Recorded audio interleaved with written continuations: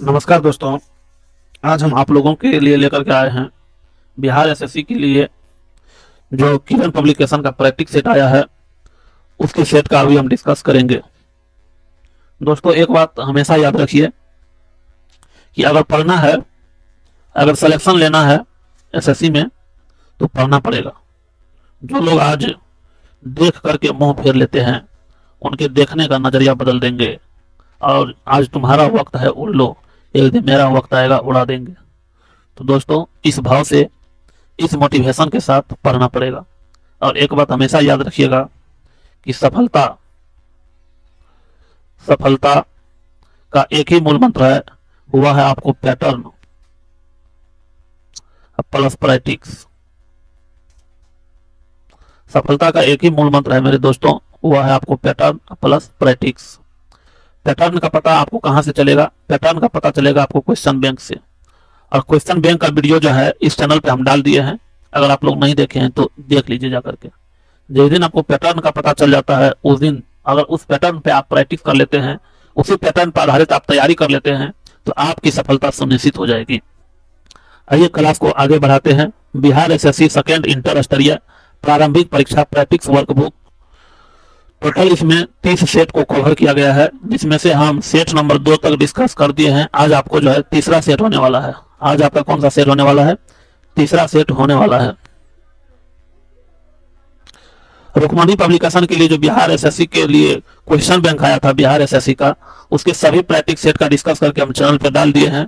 इस बुक में टोटल 2011 से लेकर के 2022 तक में जितना भी एग्जाम हुआ है बिहार एसएससी, चाहे वह इंटर स्तरीय हो या स्नातक स्तरीय हो, सभी प्रश्न का संकलन इसमें टोटल 12 सेट के रूप में किया गया है। सभी सेट का डिस्कशन करके चैनल पे डाल दिया गया है। बिहार एसएससी आपसे क्या कहता है? बिहार एसएससी आपसे क्या कहता है? बिहार एसएससी कहता है कि मैं तेरे नसीब की बारिश नहीं जो तुझ पर बरस जाऊं, तुझे तकदीर बदलनी होगी मुझे पाने के लिए। आइए बढ़ते हैं। आज आपका प्रैक्टिस सेट नंबर 3 होने वाला है, तो चलिए प्रश्न की तरफ रुख करते हैं। पहला प्रश्न दिया है समान अध्ययन से कि ब्रह्मपुत्र नदी के संदर्भ में निम्नलिखित में कौन सा कथन सही है? इसे तिब्बत में अत्स्यांगपो और चीन में यारलुंग जांगबो कहा जाता है, तो यह क्या है आपका? सही है। उसके बाद दिया है आपको कि चमांग युंगडुंग ग्लेशियर इसका स्रोत है, यानी कहा, मतलब बोल रहा है कि इसका मतलब स्रोत जो है या कहां से निकलती है, तो ब्रह्मपुत्र नदी जो है चमांग युंगडुंग ग्लेशियर से निकलती है, तो यह भी क्या आपका? सही है। फरक्का बैराज से यह बांग्लादेश में प्रभावित होती है और यहाँ इसे पद्मा कहा जाता है, तो यह आपका प्रश्न क्या है? यह लाइन क्या है? गलत दिया हुआ है, तो राइट आंसर हो जाएगा केवल 1 और केवल 2 सही है। एक ट्रिक बताते हैं आपको दोस्तों। ट्रिक ये है, ट्रिक है आपको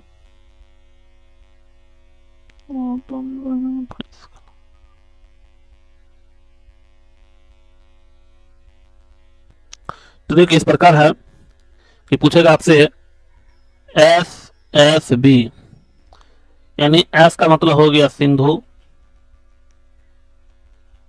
और इस एस का मतलब हो गया सतलज और इस एस का मतलब हो गया ब्रह्मपुत्र। सिंधु, सतलज और ब्रह्मपुत्र नदी का उद्गम जो है दोस्तों वह चीन के मानसरोवर झील से होता है। सिंधु, सतलज और ब्रह्मपुत्र नदी का उद्गम जो है चीन के मानसरोवर झील से होता है। चीन के कहां से होता है? मानसरोवर झील से। ट्रिक है आपको एस एस बी, इसको ध्यान में रखिएगा। आइए बढ़ते हैं नेक्स्ट प्रश्न की तरफ। सूर्य ऊर्जा का एक सतत स्रोत है, सूर्य के वायुमंडल में कौन सी न्यूक्लिय फ्यूज हो जाती है? यानी बोल रहा है सूर्य के वायुमंडल में जो है कौन सी न्यूक्लिय जो है क्या हो जाता है? फ्यूज हो जाता है, तो राइट आंसर हो जाएगा आपको हाइड्रोजन। और सूर्य में जो है हाइड्रोजन का संलयन पूछेगा एग्जाम में के अंदर दोस्तों, क्वेश्चन आता है कि बताइए सूर्य के अंदर में जो है हाइड्रोजन का संलयन जो है किसमें होता है? तो हाइड्रोजन का संलयन किसमें होता है? हीलियम में होता है। किसमें होता है? हीलियम में। हाइड्रोजन का संलयन किसमें होता है? हीलियम में होता है। आइए बढ़ते हैं नेक्स्ट प्रश्न की तरफ। मोहम्मद पैगंबर मोहम्मद मोहम्मद पैगंबर का जन्म कहाँ हुआ था? तो मोहम्मद पैगंबर का जन्म जो है मक्का में हुआ था। वार एंड पीस पुस्तक किसके द्वारा लिखी गई है? वार एंड पीस पुस्तक जो है किसके द्वारा लिखी गई है? राइट आंसर हो जाएगा आपको Leo Tolstoy. War and Peace Leo Tolstoy के द्वारा लिखी गई है। रात्रि के समय आकाश में कौन सा ग्रह लाल प्रतीत होता है? तो रात्रि के समय आकाश में जो है मंगल ग्रह जो है लाल प्रतीत दिखाई देता है। मंगल ग्रह जो है आपको लाल प्रतीत दिखाई देता है। एग्जाम के अंदर में दोस्तों क्वेश्चन आता है कि बताइए कि सांझ का तारा किसे कहा जाता है? सांझ का तारा, सांझ का तारा तो किसे कहा जाता है? शुक्र को कहा जाता है। अगर भोर का तारा पूछेगा, भोर का तारा, तो फिर भी क्या होगा? शुक्र होगा। पूछेगा पृथ्वी का बहन, पृथ्वी का बहन किसे कहा जाता है? तो इसे भी किसे कहा जाता है? शुक्र को। इसे भी किसे कहा जाता है? शुक्र को। उसके बाद पूछता है कि पृथ्वी का या हरा ग्रह, हरा ग्रह, हरा ग्रह के नाम से किसे जाना जाता है? पृथ्वी को। हरा ग्रह के नाम से किसे जाना जाता है? पृथ्वी को। सबसे बड़ा ग्रह कौन सा है? सबसे बड़ा ग्रह कौन सा है? तो वह है आपको बृहस्पति। सबसे बड़ा ग्रह कौन है? बृहस्पति। पूछेगा वर्तमान में कितने ग्रह है? एग्जाम के अंदर में पूछता है दोस्तों कि बताइए वर्तमान में कुल कितने ग्रह है? तो पहले 9 ग्रह था, लेकिन प्लूटो को जो है प्लूटो को ग्रह के श्रेणी से क्या कर दिया गया? निकाल दिया गया। क्यों निकाल दिया? क्योंकि यह दूसरे ग्रह के कक्षा को क्या करता था? काट देता था। दूसरे ग्रह की कक्षा को क्या करता था? काट देता था। इसलिए प्लूटो को जो है ग्रह की श्रेणी से निकाल दिया गया है। अभी वर्तमान में टोटल कितने ग्रह है? 8 ग्रह है। वर्तमान टोटल कितने ग्रह है? 8 ग्रह है। आइए बढ़ते हैं नेक्स्ट प्रश्न की तरफ।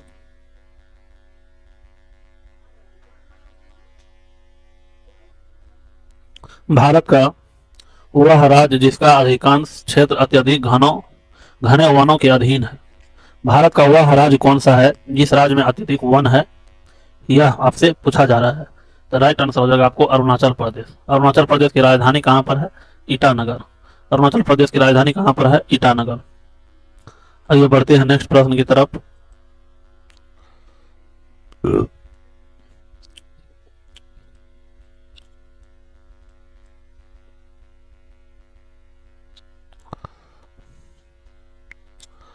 निम्नलिखित में से कौन सा भारत का सबसे लंबा राष्ट्रीय मार्ग है?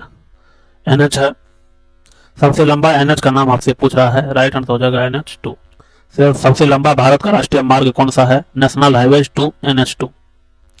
ए thing of beauty, a thing of beauty is a joy forever पंक्तियां किसने लिखी? A thing of beauty as a joy forever, यह पंक्तियां बोल रहा है किसने लिखा है? राइट आंसर हो जाएगा आपको जॉन कीट्स। किसने लिखा है? जॉन कीट्स ने। म्यांमार का पूर्वकालिक नाम क्या है? तो म्यांमार का पूर्वकालीन नाम क्या है? वर्मा। म्यांमार का पूर्वकालीन नाम क्या है? वर्मा है। आपको कमेंट करना है दोस्तों, प्रश्न आपको कमेंट करना है कि म्यांमार यानी वर्मा जो है भारत से कब अलग हुआ? म्यांमार भारत से कब अलग हुआ है? यह आपको कमेंट करना है। आपको कमेंट करना है कि म्यांमार इसको क्या बोला जाता है? वर्मा भी बोला जाता है। यह भारत से कब अलग हुआ? कब अलग हुआ? इसका उत्तर आपको कमेंट करना है। आइए बढ़ते हैं नेक्स्ट प्रश्न की तरफ। ताजमहल की रूपरेखा किसके द्वारा बनाई गई थी? तो ताजमहल की रूपरेखा उस्ताद ईसा के द्वारा बनवाई गई थी। ताजमहल की रूपरेखा यानी डिजाइन किसके द्वारा बनवाया गया था? उस्ताद ईसा के द्वारा। और ताजमहल का निर्माण किसने करवाया था? शाहजहां ने करवाया था। शाहजहां ने करवाया था। क्यों करवाया था? अपनी पत्नी बेगम ताजमहल के बेगम मुमताज के याद में जो है शाहजहां ने ताजमहल का निर्माण करवाया था। और ताजमहल की रूपरेखा का डिजाइन किसने किया था? उस्ताद ईसा। हरित स्थल यानी ग्रीनलैंड कहाँ पर स्थित है? तो हरित स्थल यानी ग्रीनलैंड किसे कहते हैं? तो राइट आंसर हो जाएगा आपको बड़ी बर्फ चादर को जो है, बर्फ के बड़ी चादर को क्या कहते हैं? ग्रीनलैंड कहा जाता है, हरित स्थल कहा जाता है। किस संशोधन द्वारा धर्मनिरपेक्षता और समाजवादी ये शब्द भारतीय संविधान की उद्देशिका में जोड़े गए थे? किस संशोधन द्वारा धर्मनिरपेक्षता और समाजवादी ये शब्द भारतीय संविधान के उद्देशिका में जोड़ा गया। राइट आंसर हो जाएगा आपको 42वां संशोधन के द्वारा। राइट आंसर हो जाएगा आपको 42वां संशोधन के द्वारा। दोस्तों एग्जाम के अंदर प्रश्न आता है कि संविधान सभा में जो है संविधान सभा में उद्देशिका प्रस्ताव को किसने पेश किया? तो किसने पेश किया दोस्तों? पंडित जवाहरलाल नेहरू। पंडित जवाहरलाल नेहरू यानी जवाहर नेहरू, इन्होंने जो है उद्देशिका प्रस्ताव को संविधान सभा में क्या किया था? पेश किया था। आइए बढ़ते हैं नेक्स्ट प्रश्न की तरफ। ताजमहल बनवाया था, तो ताजमहल किसने बनवाया था? शाहजहां ने बनवाया था। क्यों बनवाया था? अपनी पत्नी मुमताज महल के याद में। अपनी पत्नी मुमताज महल के याद में जो है ताजमहल का निर्माण करवाया गया। संसद के 2 सत्रों के मध्य समय अंतराल नहीं होना चाहिए। संसद के 2 सत्रों के मध्य जो है समय अंतराल कितना नहीं होना चाहिए? राइट आंसर हो जाएगा आपको 6 माह से अधिक नहीं होना चाहिए। 6 माह से अधिक नहीं होना चाहिए। राष्ट्रपति के चुनाव के लिए निर्धारित अधिकतम आयु क्या है? तो राष्ट्रपति के चुनाव के लिए निर्धारित अधिकतम आयु कोई नहीं हो सकता है। ऐसा कोई सीमा नहीं है। ऐसा कोई सीमा नहीं है। राष्ट्रपति के चुनाव के लिए यानी राष्ट्रपति के चुनाव से कौन लड़ सकता है, कौन नहीं लड़ सकता है, इसके लिए अधिकतम कोई आयु का निर्धारण नहीं किया गया है। भारतीय बिस्मार्क के रूप में कौन जाना जाता है? भारतीय बिस्मार्क के रूप में कौन जाना जाता है? राइट आंसर हो जाएगा आपको पटेल। भारतीय बिस्मार्क के रूप में कौन जाना जाता है? पटेल जाना जाता है। अली अकबर निम्नलिखित में से कौन सा संगीत वाद्य बजाते हैं?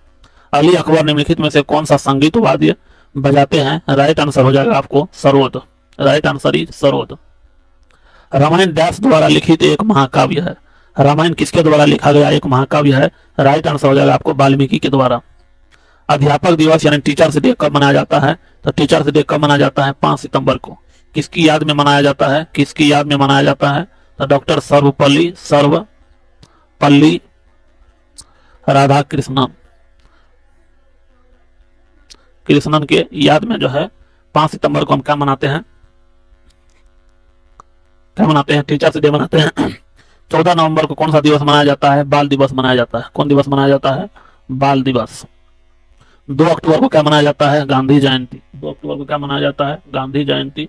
15 अगस्त को हम आजादी दिवस या स्वतंत्रता दिवस मनाते हैं। आइए बढ़ते हैं नेक्स्ट प्रश्न की तरफ। बोल रहे सामूहिक खेती यहाँ के घास स्थलों में की जाती है।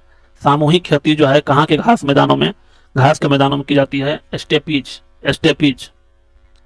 बोस्टन टी पार्टी थी। तो बोस्टन टी पार्टी क्या थी? चाय कर के विरोध।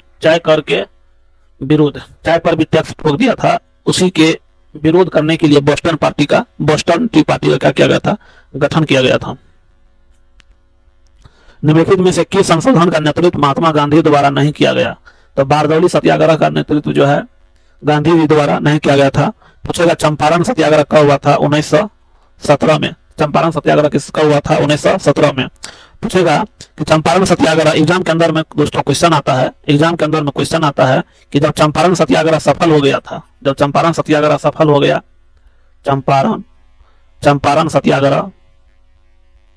कब हुआ था? 1917 में।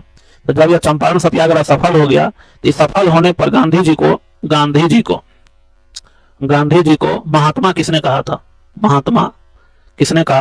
तो किसने कहा था? रविंद्रनाथ टैगोर। चंपारण सत्याग्रह के सफल पर गांधी जी को जो है महात्मा किसने कहा था? रविंद्रनाथ टैगोर ने कहा था। और चंपारण सत्याग्रह में जो है गांधी जी को चंपारण बुलाने का काम किसने किया था? राजकुमार शुक्ल। किसने किया था? राजकुमार शुक्ल। आइए बढ़ते हैं नेक्स्ट प्रश्न की तरफ। यूपीएससी का मतलब क्या हुआ? संघ लोक सेवा आयोग के सदस्य कितनी अवधि तक पदासीन रह सकते हैं? तो कितने अवधि तक पदासीन रह सकते हैं संघ लोक सेवा आयोग के सदस्य? राइट आंसर हो जाएगा आपको 6 वर्ष तक या 65 वर्ष तक की आयु का होने तक, जो भी पहले हो। राइट आंसर हो जाएगा आपको ऑप्शन नंबर 4। आईआरडीपी किसके दौरान प्रारंभ की गई थी? राइट आंसर हो जाएगा आपको 6ठी पंचवर्षीय योजना के अंतर्गत। दोस्तों पंचवर्षीय योजना से एसएससी में लगभग कम से कम नहीं तो एक क्वेश्चन हरदम सब बार पूछा जाता है, इसीलिए पंचवर्षीय योजना को जो है क्लियर करना पड़ेगा। वेदांगों की संख्या बताइए। वेदांग का संख्या कितना है? टोटल 6 है। वेदांग की संख्या कितना है? 6 है। शिक्षा, ज्योतिष, कल्प, निरुक्त और व्याकरण। भूकंप लेखी द्वारा निम्नलिखित में से किसको सबसे पहले रिकॉर्ड किया जाता है? भूकंप लेखी द्वारा सर्वप्रथम किसको जो है सबसे पहले क्या किया जाता है? रिकॉर्ड किया जाता है। तो पी तरंग को जो है सबसे पहले क्या किया जाता है? रिकॉर्ड किया जाता है। भूकंप लेखी द्वारा सबसे पहले जो है पी तरंग को क्या किया जाता है? रिकॉर्ड किया जाता है। पुरातात्विक प्रमाणों के आधार पर किस प्राचीन सभ्यता में कांच का प्रथम प्रयोग हो पाया? पुरातात्विक प्रमाणों के आधार पर किस प्राचीन सभ्यता में कांच का प्रथम प्रयोग हुआ ऐसा पाया गया है? तो राइट आंसर हो जाएगा आपको मेसोपोटामिया की सभ्यता। मेसोपोटामिया की सभ्यता में ऐसा पाया गया है कि कांच का प्रयोग जो यहाँ पर सर्वप्रथम हुआ था। आपको बताना है दोस्तों, आपको बताना है कि सिंधु सभ्यता या इसको हड़प्पा सभ्यता के नाम से भी जाना जाता है। इस सभ्यता का खोज किसने किया था? खोज किया था आपको दयाराम साहनी ने। खोज किसने किया था? दयाराम साहनी ने। एग्जाम के अंदर में दोस्तों क्वेश्चन आता है कि हड़प्पा जो है किस नदी के तट पर अवस्थित है? हड़प्पा जो है किस नदी के तट पर अवस्थित है? तो हड़प्पा किस नदी के तट पर है? रावी नदी के तट पर है। पूछेगा कि हड़प्पा सभ्यता का दोस्तों खोज कब किया गया? खोज कब किया गया? तो 1921 में किया था। हड़प्पा सभ्यता का पूछता है दोस्तों कि खोज किसने किया? तो खोज जो है यहाँ पे बता दिया है, दयाराम साहनी ने किया। आइए बढ़ते हैं नेक्स्ट प्रश्न की तरफ। संविधान की 8वीं अनुसूची में शामिल की गई मैथिली वृहद रूप से किस भाषा में बोली जाती है? किस भाग में बोली जाती है? 8वीं अनुसूची में शामिल की गई भाषा जो है मैथिली भाषा। पूछ रहा है आपसे कि वृहद रूप से किस भाग में बोली जाती है? तो कहाँ बोली जाती है? मैथिली बिहार में बोली जाती है। बलात्कार के अभियुक्त को भारतीय दंड संहिता के किस धारा के अंतर्गत अभियोजित किया जाता है? बलात्कार के अभियुक्त को भारतीय दंड संहिता की किस धारा के अंतर्गत क्या किया जाता है? अभियोजित किया जाता है। यानी कोई बलात्कार कर देता है तो उसको जो है अभियोजित यानी उस पर जो मुकदमा चलाया जाता है किस धारा के तहत? तो राइट आंसर हो जाएगा आपको धारा 376। उस पर जो धारा कौन सा लगता है? धारा 376 लगता है। निम्नलिखित में से कौन सा एक प्रकार का चेक नहीं है? निम्नलिखित में कौन सा जो है एक प्रकार का क्या नहीं है दोस्तों? चेक नहीं है। राइट आंसर हो जाएगा आपको स्पीड चेक। स्पीड जो एक प्रकार का चेक नहीं है। बिहार का राजकीय पक्षी कौन सा है? बिहार का राजकीय पक्षी कौन सा है? राइट आंसर हो जाएगा आपको गोरैया। बिहार का राजकीय पक्षी कौन सा है? गोरैया है। बांदीपुर राष्ट्रीय उद्यान कहाँ पर अवस्थित है? बांदीपुर राष्ट्रीय उद्यान कहाँ पर अवस्थित है? यह आपसे दोस्तों पूछ रहा है। तो बांदीपुर राष्ट्रीय उद्यान कहाँ पर अवस्थित है? राइट आंसर हो जाएगा आपको कर्नाटक में। बांदीपुर राष्ट्रीय उद्यान कहाँ पर अवस्थित है? कर्नाटक में अवस्थित है। नवगठित राज्य तेलंगाना का अस्तित्व किस राज्य के विभाजन से हुआ? तो नवगठित राज्य तेलंगाना जो है आंध्र प्रदेश से जो है दोस्तों टूट करके क्या हुआ? अलग हुआ। पूछता है दोस्तों एग्जाम के अंदर में क्वेश्चन आता है कि आंध्र प्रदेश से जो है तेलंगाना अलग हुआ, वह किस तारीख की हुआ था? कब हुआ था? 2 जून 2014 को। 2 जून 2014 को जो है आंध्र प्रदेश से क्या हो गया था? तेलंगाना अलग हो गया था। हड़प्पा नदी किस नदी के तट पर अवस्थित है? तो हड़प्पा जो आपको रावी नदी के तट पर अवस्थित है। हड़प्पा आपको रावी नदी के तट पर अवस्थित है। किस भारतीय राज्य ने किसी भ्रष्ट अधिकारी की संपत्तियों को राज्यसात करने का कानून पारित किया गया? किस भारतीय राज्य ने किसी भ्रष्ट अधिकारी की संपत्तियों को राज्यसात करने का कानून पारित किया गया? राइट आंसर हो जाएगा आपको बिहार। राइट आंसर हो जाएगा आपको बिहार। निम्न में से कौन सा स्थल राजगीर में स्थित नहीं है? निम्न में से कौन सा स्थल जो है राजगीर में स्थित नहीं है? राइट आंसर हो जाएगा आपको मलिक बया का मकबरा। मलिक बया का मकबरा जो है राजगीर में स्थित नहीं है। किसी देश का विकास सामान्यतः निर्धारित किया जाता है। किसी देश का विकास जो है कैसे निर्धारित किया जाता है? उसकी प्रति व्यक्ति आय से, यह भी आपका क्या है? सही है। उसके औसत साक्षरता दर से, यह भी आपका सही है। उसके लोगों के स्वास्थ्य स्तर से, उसके, यह भी आपका क्या सही है? राइट आंसर हो जाएगा आपको उपर्युक्त में से सभी। उपर्युक्त में से सभी।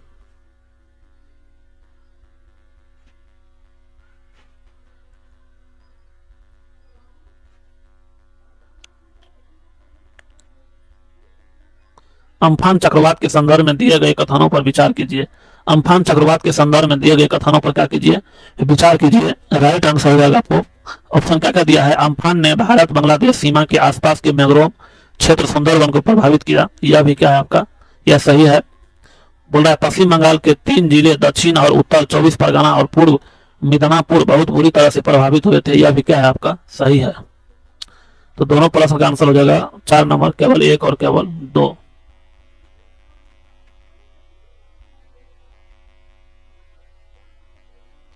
अर्ध रोजगारी की समस्या कृषि में पाई जाती है, इसे सही ढंग से परिभाषित किया जा सकता है। 39 का राइट आंसर हो जाएगा आपको, राइट आंसर हो जाएगा आपको, राइट आंसर हो जाएगा दोस्तों आपको कि उससे से जो है उससे कार्य करते हैं जो वे करने में सक्षम है, उससे वही कार्य करते हैं जो करने में क्या है, सक्षम है। मालगुडी डेज नामक प्रसिद्ध पुस्तक निम्नलिखित में से किस लेखक ने लिखी है?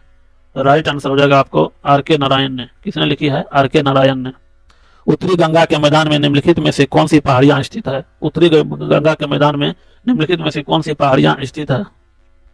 सोमेश्वर की पहाड़ियां, सोमेश्वर की पहाड़ियां। निम्नलिखित में से किस देश ने मानव के विकास के अर्थ में भारत से बेहतर कार्य निष्पादन किया है? निम्नलिखित में से किस देश ने मानव विकास के अर्थ में भारत से बेहतर कार्य को क्या किया है, निष्पादन किया है? राइट आंसर हो जाएगा आपको श्रीलंका। राइट आंसर हो जाएगा आपको श्रीलंका। लंका की और हनुमान की छलांग डैश के सुंदरवन कांड की शुरुआत है। तो रामायण किया जाए सुंदरवन कांड की शुरुआत है। राज्य के नीति निर्देशक सिद्धांतों को किस देश के संविधान से लिया गया है? तो राइट आंसर हो जाएगा आपको आयरिश के संविधान से या आयरलैंड के संविधान से। भारतीय संविधान भारतीय राज्य को एक धर्मनिरपेक्ष राज्य परिभाषित करता है, इसका क्या तात्पर्य है? तो इसका तात्पर्य है राज्य का कोई जो है राजकीय धर्म नहीं होता है, राज्य का कोई जो है राजकीय धर्म नहीं होता है। बिहार राज्य के वह मुख्यमंत्री जो सबसे पहले कम अवधि तक इस पद पर है। बिहार राज्य का वह मुख्यमंत्री जो जो सबसे कम समय तक क्या रहे, बिहार के मुख्यमंत्री रहे, वह कौन थे दोस्तों? सतीश प्रसाद सिंह थे, सतीश प्रसाद सिंह। बिहार के आद्यंतपुरी यानी बिहार शरीफ महाबिहार नष्ट कब हुआ? तो महाबिहार कब नष्ट हुआ? बख्तियार खिलजी के आक्रमणों से, बख्तियार खिलजी के आक्रमणों से जो है क्या हो गया, नष्ट हो गया। Ease of doing business index किसके द्वारा तैयार किया गया और प्रकाशित किया जाता है?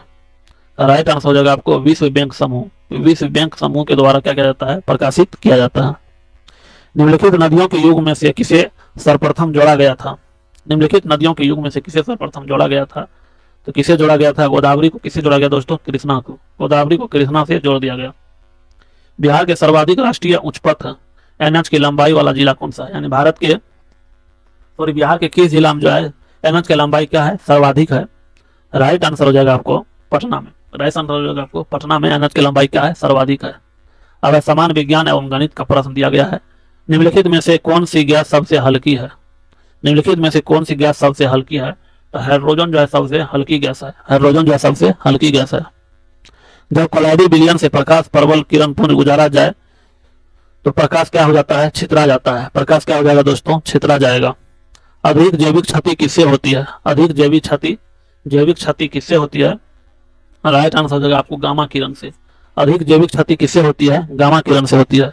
संबंधित माध्य युग्म के क्रांति कोण से अधिक आपतन कोण के सघन से विरल जब जाएगा आपतन कोण होगा। यानी प्रकाश की किरण जब सघन से कहां जाता है, विरल की ओर जाता है, तब क्या होगा? तो माध्यम की ओर, सघन से विरल की माध्यम की ओर जाने वाली प्रकाश की किरण क्या कहलाती है? तो राइट आंसर हो जाएगा आपको समग्र आंतरिक परावर्तन। समग्र आंतरिक परावर्तन। ऑटोमोबाइल में पीछे का ट्रैफिक देखने के लिए किस प्रकार के दर्पण का प्रयोग किया जाता है? तो ऑटोमोबाइल यानी गाड़ी में जो है पीछे हम ट्रैफिक देखने के लिए किस दर्पण का उपयोग करते हैं? उत्तल दर्पण का। दाढ़ी बनाने में अवतल दर्पण का उपयोग किया जाता है। दाढ़ी बनाने में अवतल दर्पण का उपयोग किया जाता है। एग्जाम में दोस्तों क्वेश्चन आता है कि जब व्यक्ति को जो है निकट दृष्टि दोष हो जाता है, निकट दृष्टि दोष, तो इस दोष के निवारण के लिए किस लेंस का उपयोग किया जाता है? तो अवतल लेंस का। किस लेंस का उपयोग किया जाता है? अवतल लेंस का। उसके बाद अगर दूरदृष्टि दोष हो जाता है, तो इस दोष को निराकरण करने के लिए उत्तल लेंस का उपयोग किया जाता है। आइए बढ़ते हैं नेक्स्ट प्रश्न की तरफ। निम्नलिखित में से किस विकिरण में सबसे कम तरंगदैर्घ्य होता है? किस विकिरण में सबसे कम तरंगदैर्घ्य होता है, आपको यह बताना है। तो गामा किरण में जो है सबसे कम तरंगदैर्घ्य होता है। दृष्टि के अस्थायित्व का सिद्धांत किसके पीछे का सिद्धांत है? दृष्टि के अस्थायित्व का सिद्धांत जो है किसके पीछे का सिद्धांत है? तो राइट आंसर हो जाएगा दोस्तों आपको सिनेमा। आइए बढ़ते हैं नेक्स्ट प्रश्न की तरफ। स्वाभाविक रूप से घटित होने वाला सबसे भारी तत्व कौन सा है? स्वाभाविक रूप से घटित होने वाला सबसे भारी तत्व कौन सा है?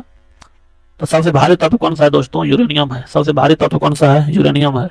तरल अवस्था में पाए जाने वाले अधातु है। तरल अवस्था में पाए जाने वाले अधातु कौन सा है दोस्तों? तो राइट आंसर हो जाएगा आपको ब्रोमीन। राइट आंसर हो जाएगा आपको ब्रोमीन। वातावरण के भीतर क्षैतिज ऊष्मा अंतरण को क्या कहते हैं? वातावरण के भीतर जो है क्षैतिज ऊष्मा अंतरण को क्या कहते हैं? राइट आंसर हो जाएगा आपको अवशोषण कहते हैं। किसे कहते हैं? अवशोषण। निम्नलिखित में से किसकी भेदन क्षमता न्यूनतम है? निम्नलिखित में से किसकी भेदन क्षमता न्यूनतम है? राइट आंसर हो जाएगा आपको अल्फा कण का। निम्नलिखित में से किसकी भेदन क्षमता न्यूनतम है? अल्फा कण का। हेक्सामिथाइल डाइमाइन और एडिपिक एडिस एसिड के संघनन से प्राप्त पॉलीमर क्या होता है? तो प्राप्त पॉलीमर क्या होता है? नाइलॉन 66। कार्बनिक यौगिकों से संबंधित गलत कथन का चयन कीजिए। तो राइट आंसर हो जाएगा आपको